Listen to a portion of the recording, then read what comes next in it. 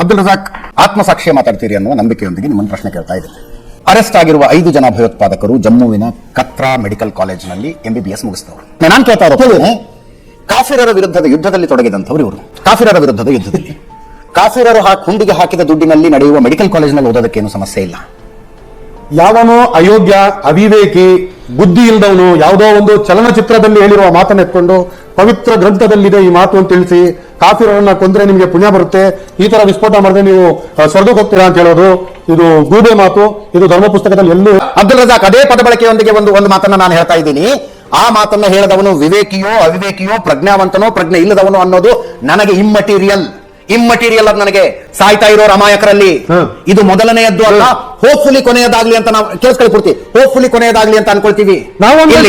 ಆಡುಗೋಡಿಯಲ್ಲಿ bus stop ನಲ್ಲಿ blast ಆದಾಗ ಅಮಾಯಕವಾಗಿ ನಿಂತಿದ್ದ ಮಹಿಳೆ ಸತ್ತೋದ್ಲಲ್ಲ, ಅವಳಿಗೂ ಯಾರೋ ಪುಸ್ತಕದಲ್ಲಿ ಏನ್ ಹೇಳಿದ್ದಾರೆ ಅನ್ನೋದಕ್ಕೂ ಸಂಬಂಧ ಇಲ್ಲ.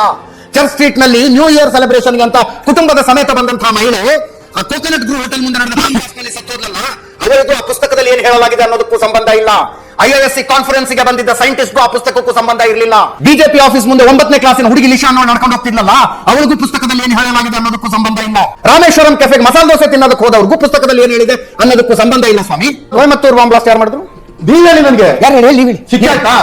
ನೀವ್ ಹೇಳಿ. ನೀವು ಶಿಕ್ಷೆ ಆಗಿದ್ದ ಮೇಲೆ ನಾನು ತಿಳಿಸ್ತಾ ಇಲ್ಲ.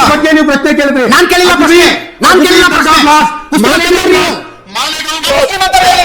ಮುಸ್ಲಿಂ ಒಂದು ಕ್ಲಾರಿಟಿ ಮಾಡ್ಕೊಂಡ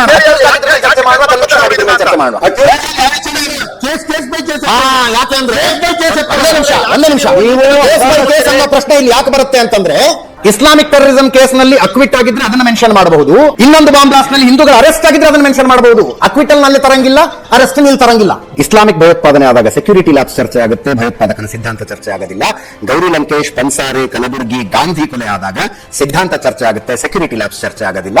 ಇಂದಿರಾ ಗಾಂಧಿ, ರಾಜೀವ್ ಗಾಂಧಿ ಅವರ ಹತ್ಯೆ ಪ್ರಶ್ನೆ ಬಂದಾಗ ಸಿದ್ಧಾಂತವೂ ಚರ್ಚೆ ಆಗುವುದಿಲ್ಲ, ಸೆಕ್ಯೂರಿಟಿ ಲ್ಯಾಬ್ಸು ಚರ್ಚೆ ಆಗೋದಿಲ್ಲ.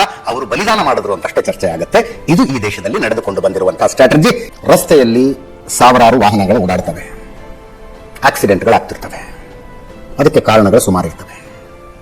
ಕೆಲವೊಂದ್ಸಲ ಡ್ರೈವರ್ ನೆಗ್ಲಿಜೆನ್ಸ್ ಇರುತ್ತೆ, ಇನ್ನೊಂದ್ಸಲ ಗಾಡಿಲಿ ಏನೋ ಸಮಸ್ಯೆ ಇರುತ್ತೆ, ಮತ್ತೊಂದ್ಸಲ ಸಡನ್ ಆಗಿ ಯಾರು ಅಡ್ಡ ಬಂದ್ಬಿಡ್ತಾರೆ. 10 ಕಾರಣಗಳಿಗಾಗಿ 100 ಆಕ್ಸಿಡೆಂಟ್ಗಳು ಆಗ್ತಾ ಇರ್ತವೆ. ಆದರೆ ಒಂದೇ ಕಂಪನಿಯ ಒಂದೇ ಮಾಡೆಲ್ನ ಕಾರುಗಳು ಮತ್ತೆ ಮತ್ತೆ ಮತ್ತೆ ಮತ್ತೆ ಆಕ್ಸಿಡೆಂಟ್ ಆಗ್ತಿದ್ರೆ ಮ್ಯಾನುಫ್ಯಾಕ್ಚರಿಂಗ್ ಡಿಫೆಕ್ಟ್ ಏನಾದ್ರೂ ಇದೆಯಾ ಅಂತ ನೋಡೋದು ಸೆನ್ಸಿಬಿಲಿಟಿ. ಲಿಸನ್, ನಾವು ಮಾಡಿದ್ದೆಲ್ಲ ಉತ್ತರ ಕೇಳಿಸ್ಕೊಳ್ಳೋ ಧೈರ್ಯ ಇದೆಯಾ? ಧೈರ್ಯ ಇದೆಯಾ ಉತ್ತರ ಕೇಳಿಸ್ಕೊಳ್ಳೋಕೆ? ಧೈರ್ಯ ಇದೆಯಾ ಉತ್ತರ ಕೇಳಿಸ್ಕೊಳ್ಳೋದಕ್ಕೆ? ಗ್ರಂಥದಲ್ಲೇ ಧೈರ್ಯ ಇದೆಯಾ? ಮಾಡಬೇಕು. ಯಾವನೋ ಒಬ್ಬ ಇಡಿಯಟ್ ನನಗೆ ಸಂಬಂಧ ಇಲ್ಲ ರೀ, ಗ್ರಂಥದಲ್ಲಿ ಏನಿದೆ ಅಂತ. ಗ್ರಂಥದಲ್ಲಿ ಏನಿದೆ ನನಗೆ ಸಂಬಂಧ ಇಲ್ಲ.